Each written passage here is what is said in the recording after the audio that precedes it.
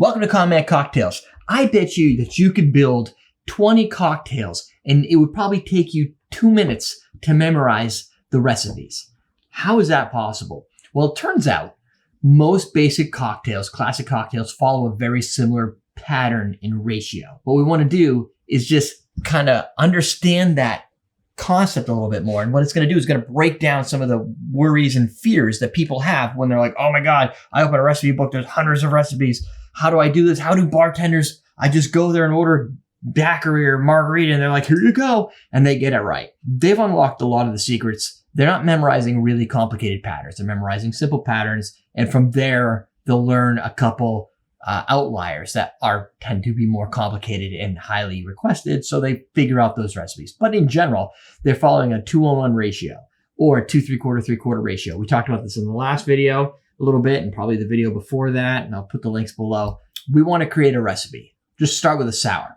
You're going to use 3 components. You're going to use a spirit. So let's say, I guess maybe dark rum might be a little obnoxious and big bottle. Let's say you have a core spirit. You're going to use, rum. We've got rum. We're going to do 2 ounces of rum. Why? Because that's just what we're going to do. 2 ounces of rum for a single cocktail. Now we need a sugar. We're going to do, let's go with Demerara syrup. It fits the theme. It's a Demerara base. Now what we're going to do is we're going to add sour. Lime goes really well with rum. So there we go. We've got ourselves a daiquiri. 2 ounces of rum, 1 ounce of sweet, and 1 ounce of sour. Now you want to make, let's say we want to make a whiskey sour. We sub this out for whiskey. We sub this out for lemon, and the rest is the same. You could change your simple syrup. What does that mean? So we have sweets. Maybe it's a Demerara syrup. Maybe we want to use agave nectar. Maybe you want some raspberry flavor, like a Clover Club. We can get Clover Club with gin. You could use a raspberry syrup. Maybe you're going to go with that dry flavor and flowery herbaceous flavor of a hibiscus syrup. Doesn't matter. Sours are going to be that way. 2 ounces of core spirit, 1 ounce of sweet, 1 ounce of sour. From here, you can break things up into more spirit forward, less sour forward, and just bring these down by 1/4 of an ounce. So you have 2 ounces, 3/4.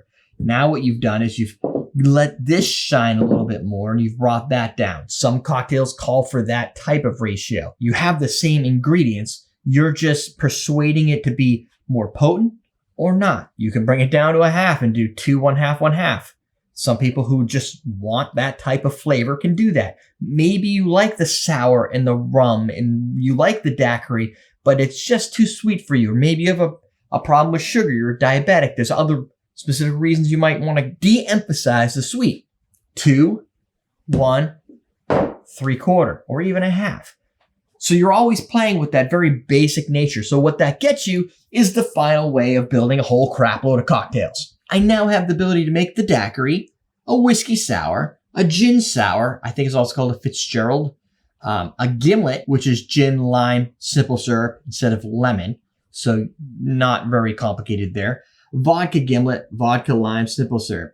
Pisco sour, pisco lime, simple syrup. You're going to add egg white because it's flavorful and fun. And maybe some bitters on top. But those, they just play into the recipe. A Southside, gin, lime, simple syrup with mint. Notice what we do is we add this adjunct. We add this mint or egg white or some other thing. Maybe it's raspberries. But your base core recipe is the same. So you're memorizing one pattern. So if you took a daiquiri and you watered it down with club soda, you have a mojito. Just add mint. A New York sour is basically a whiskey sour with red wine floated on top. A Clover Club, you can use your egg white. It's optional, whatever. But a Clover Club is gin, lemon. So you're already working on the gin sour, but you integrate the raspberry sugar, simple syrup.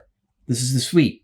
Tequila sour, tequila lime, simple syrup. Brandy sour, brandy, lemon, simple syrup. So what you're really spending your time memorizing is the specific ingredient that you want to go into the slots. So it's going to be a spirit, a sour, and a sugar. So for a margarita, orange liqueur, that's a sweet product. We need a sour. It's going to be lime because that's what goes with tequila. And now you have tequila and you've got yourself a basic classic margarita recipe. However, I kind of look at the 2 3/4 as a more fun adventure because 2-1-1, it can get kind of boring and repetitive and whatnot. but you're not changing your memorization much. You're just bringing down you're de-emphasizing these two ingredients and emphasizing this a little bit more. But there are recipes that tend to call for that just right out of the gate. Margaritas, Sidecars, White Ladies, Bee's Knees, Jack Rose, Kamikazes.